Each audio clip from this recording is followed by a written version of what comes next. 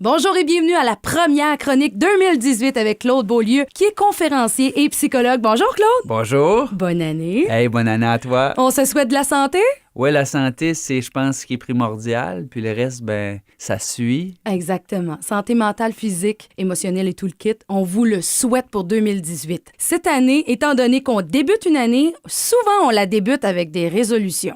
Oui, c'est ça. Puis la chronique aujourd'hui, c'est les résolutions du nouvel an, mais surtout des stratégies pour être en mesure d'avoir du succès. Oui, parce qu'on veut atteindre ces buts-là et souvent, on est très motivé au début. Mais malheureusement, on fait quelques erreurs, je crois. Mais avant, j'aimerais que tu m'expliques en gros, c'est quoi de ça, des résolutions? Ben, c'est comme, tu sais, Ça vient d'où, ça? ça vient d'où Ouais. cette histoire-là?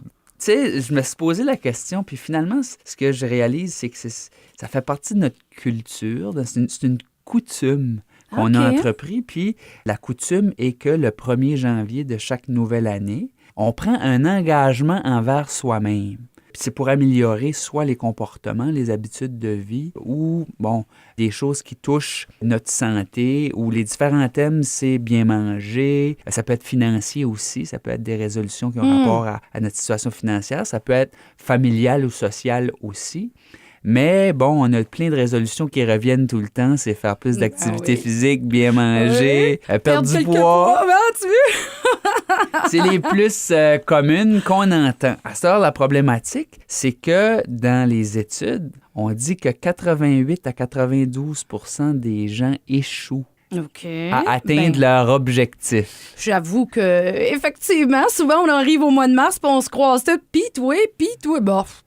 Je savais que les chiffres étaient élevés, Hey, c'est beaucoup. mais hein? 92 ça veut dire qu'il y a juste 8 % des Ouais. gens qui vont... Ils sont fidèles. qui vont tenir leur engagement jusqu'à être capables de les atteindre. Ça fait qu'ensemble, est-ce Oui. qu'on donne des trucs aux gens Oui. pour être capable de changer ces chiffres-là? Il faut parce que 8 c'est pas beaucoup, hein? Donc, C'est pas drôle, je fais partie du 92. ce qu'on va faire, on va regarder des erreurs communes. OK. Puis on va regarder des petits trucs. Fait que comme ça, peut-être que les statistiques dans la région du Madawaska pourront changer un peu. Allons-y. OK. Alors, une erreur commune, c'est d'avoir des objectifs irréalistes. Trop grand. Trop grand. On commence ça trop fort. Moi, OK? là, j'ai pris 80 livres, je le perds dans les 3 prochains mois. Donc, ça peut être en quantité, c'est-à-dire que, bon, tu parles de livres, peut-être c'est un chiffre qui est un peu exagéré, où on va se donner des objectifs un peu trop élevés, ou ça peut être en termes de fréquence, ou de, tu sais, je vais aller au gym 6 fois par semaine. Quand tu n'as pas fait en toute l'année d'avant, là. Tu sais, c'est en termes ou même de dire, j'ai 6 résolutions. C'est beaucoup. Tu sais, parfois, on est mieux d'en choisir une. Oui. Puis d'essayer de la maintenir que de dire, ah là, j'ai 3 choses là, ou 4 choses. Tu sais? Ouais. Fait que c'est des petites erreurs qu'on va parfois faire qui nous aident pas. Aussi, une autre erreur, c'est, je pose la question des fois, c'était-tu un sprinteur ou un marathonien? Des fois, on commence ça en force, en lion. Hein? Puis là, les premières semaines, on est motivé. On est en feu! Puis là, ben, c'est ça. Tu sais, on en fait beaucoup, mais on ne peut pas soutenir cette cadence-là pendant longtemps. Donc là, on ralentit, puis finalement, souvent, on abandonne. Donc, on est mieux de commencer lentement, puis progressivement Augmenter. augmenter. Là, on prend souvent l'exemple bien manger ou bien s'entraîner. Ou, tu sais, au lieu de s'entraîner 6 jours semaine pour commencez par vous dire un minimum de 2. Si vous en faites 4 par une semaine, tant mieux. Mais effectivement, d'y aller doucement. Tu sais, parce que, en tout cas, ce qui est important, c'est de maintenir au départ pendant les premières semaines. Puis si on maintient, puis ça va bien, puis on a établi ça dans la routine, etc., là, on peut peut-être augmenter un petit peu. Mais à l'inverse, de commencer trop fort, là, c'est vraiment difficile de maintenir la cadence, puis c'est souvent là qu'on abandonne. Malheureusement. Donc, des trucs maintenant. Oui, on va s'en sortir. Donc, écrire son objectif. Donc, si on en a choisi un, l'écrire, le mettre en évidence, le garder à la vue constamment, le visualiser pour pas le délaisser, pour pas mettre autre chose en priorité Ou tout simplement l'oublier. ou tout simplement l'oublier. Donc, ça se peut des fois que notre horaire nous demande de délaisser temporairement, de prendre une petite pause. Des imprévus, là. Mais pour reprendre l'habitude, si on l'a à la portée de vue, Il y a des gens qui font des vision boards. Je ne sais pas Oui. si tu es un adepte, Ben là, oui. mais en l'ayant constamment dans notre champ de vision, ça nous rappelle ce qu'on avait établi comme objectif au début de l'année, puis de ne pas lâcher. Voilà, Donc, ça nous c'est ramène à la bonne place. une bonne stratégie. Le placer dans l'agenda.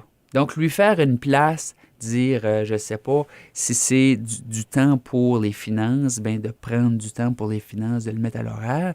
Si c'est du temps de famille, de le placer à l'horaire, de dire, bon, les samedis matins, on prend du temps pour jouer à des jeux de société, mais de le mettre dans l'horaire, parce que c'est trop facile de le changer, tu sais. Mais si c'est d'aller au gymnase ou dans des salles d'entraînement, ben d'essayer de le fixer dans notre agenda parce que sinon, tout devient plus important. Parfait. S'engager, donc des fois de le faire à deux. Donc, des fois, ça peut être motivant de dire « Ah, ben là, la personne, j'y aurais pas été aujourd'hui, mais il m'a appelé, mon ami m'a appelé, ça fait que là, ah, OK, ben je vais y aller. » Donc, c'est une motivation supplémentaire. Ou ben donc, il m'a texté 8 fois aujourd'hui. Puis on y va-tu? Puis on y va-tu? Puis on y va-tu? Oui, j'avoue que la motivation arrive. Hein? Donc, ça peut être des trucs qui nous aident à soutenir l'engagement. Un autre truc, c'est peut-être de se fixer un objectif. Comme moi qui fais de la course, Oui. je vais m'inscrire à un événement. OK, ben Donc, oui. la course, le Oui, 5 oui. km de la Foire Brayonne. Tiens-toi. Donc là, ça me dit, ah ben là, faut pas que j'abandonne parce que je me suis inscrit. Puis là, faut que je persévère, faut que je continue. Donc, ça peut être une motivation, justement, pour atteindre notre objectif. Que ce soit de la perte de poids ou que ce soit peu importe, de faire un peu la même chose. Puis finalement, un des derniers trucs, il faut se donner des renforcements, des récompenses. Oui. Donc, si on est là, puis on travaille fort pour atteindre nos objectifs, puis on ne se récompense jamais, ça n'augmente pas nos chances de réussite. Pas trop, non. On devient découragé. Donc, il faut se donner une petite tape sur l'épaule quand on pratique nos résolutions, quand on est en mesure, justement, de suivre notre engagement. À l'occasion, il faut se féliciter. Faut se gâter. Il faut se gâter. De la bonne façon. Hein. Il faut se permettre une récompense. Puis ça peut être différents types de récompenses. Parfois, c'est une petite traite où il y a un aspect financier, mais parfois, c'est pas le côté financier, c'est une récompense. Ça peut être tout simplement se parler positivement. Oui. Ou se S'acheter féliciter. un morceau de linge parce qu'on a perdu 10 livres. Ça peut être aussi une composante financière. Donc, on a des choses que les gens peuvent faire assez concrètement. Là, la résolution que les gens devraient apprendre, c'est ce qu'on vient de voir ensemble. C'est pas juste de l'avoir entendu, mais de le faire. De l'appliquer. De l'appliquer. Ça, c'est une autre affaire. Oui. Ben, merci beaucoup, Claude, pour tes trucs. Et si quelqu'un a besoin de tes services, à quel endroit qu'on te trouve? Donc, je suis au Centre Musette Imagigo, le numéro de téléphone 223-0900. Merci beaucoup.